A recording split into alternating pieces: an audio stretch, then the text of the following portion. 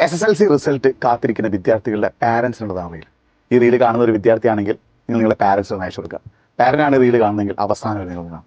My dear parents, നിങ്ങളുടെ മകൻ്റെ അല്ലെങ്കിൽ മകളുടെ SSLC റിസൾട്ട് ഇന്ന് 4 മണിയോടുകൂടി അറിയാൻ പറ്റും. റിസൾട്ടുകൾ പലതരത്തിലാവാം അവർക്ക് കിട്ടുക. ഫുൾ A+ കിട്ടുന്നവരുണ്ടാകാം, 9A+, 8A+, A+, ജസ്റ്റ് പാസ്സായവരുണ്ടാകും. നിങ്ങൾ ആദ്യം ചെയ്യേണ്ടത് അവരെ കിട്ടിയ റിസൾട്ട് എന്തായാലും അവരെ നിങ്ങൾ അഭിനന്ദിക്കുക. അത് അവരുടെ കഷ്ടപ്പാടിന് വിജയമാണ്, അത് അവരുടെ അധ്വാനത്തിന് വിജയമാണ്. അവരുടെ റിസൾട്ട് എന്തായാലും അവരെ അഭിനന്ദിക്കുക. നിങ്ങൾ ഒരിക്കലും ചെയ്യാൻ പാടില്ലാത്തൊരു കാര്യമുണ്ട്.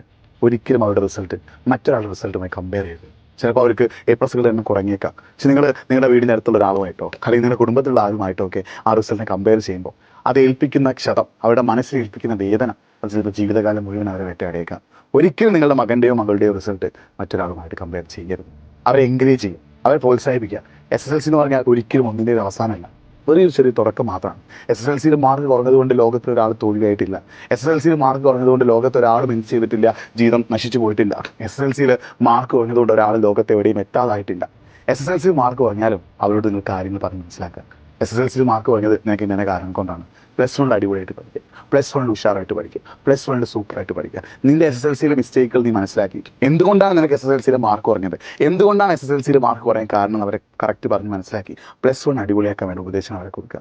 മാർക്ക് കുറഞ്ഞാലും അവരെ നിങ്ങൾ എൻകറേജ് ചെയ്യുക, മാക്സിമം പ്രോത്സാഹിപ്പിക്കുക, മാക്സിമം അവരെ സമാധാനിപ്പിക്കുക. കുട്ടികൾ ഭയങ്കര ടെൻഷനിലൂടെയും കടന്നു പോകുന്നുണ്ടാവുക, പല കുട്ടികളും പല രീതിയിൽ ചിന്തകളിലൂടെയും കടന്നു പോകുന്നുണ്ടാവുക. അവർക്ക് ഈ സമയത്ത് ആവശ്യം അവരുടെ പാരൻസിൻ്റെ മെൻ്റൽ സപ്പോർട്ടാണ്.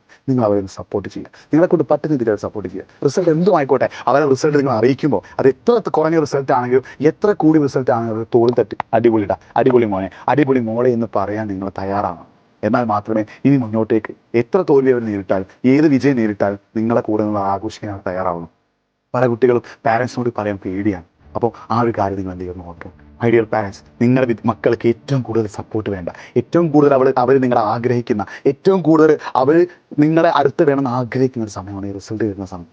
നിങ്ങൾ അവരുടെ കൂടെ നിന്നിട്ട് അവർക്ക് മാർക്ക് കുറഞ്ഞാലും കൂടിയാലും അവരെ അഭിനന്ദിച്ചിട്ട്, കൂടിയാൽ അവരെ മാക്സിമം എൻകറേജ് ചെയ്ത് അടുത്തത് എന്തെടുക്കണം എന്നുള്ള സംശയം അവർക്ക് ഒരുപാടുണ്ടാവും. അതിനൊക്കെ വേണ്ടി സൊല്യൂഷൻ കൊടുക്കുക. മാർക്ക് കുറഞ്ഞാലും +1 സെറ്റാക്കാം, SSLC ഒന്നിൻ്റെയും അവസാനമില്ലാന്ന് അവർ പറഞ്ഞ് മനസ്സിലാക്കിക്കൊണ്ട് ഉഷാറായിട്ട് അവരെ കൂടെ നിൽക്കുക.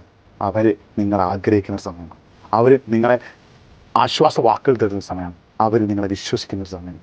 ഈ സമയത്ത് നിങ്ങൾ കൂടെ നിന്നുണ്ടെങ്കിൽ എപ്പോഴാണ് നിങ്ങൾക്ക് അവിടെ നിൽക്കാൻ പറ്റും. നിങ്ങളുടെ മക്കളെ കൂടെ നിന്ന് എല്ലാം സെറ്റായി.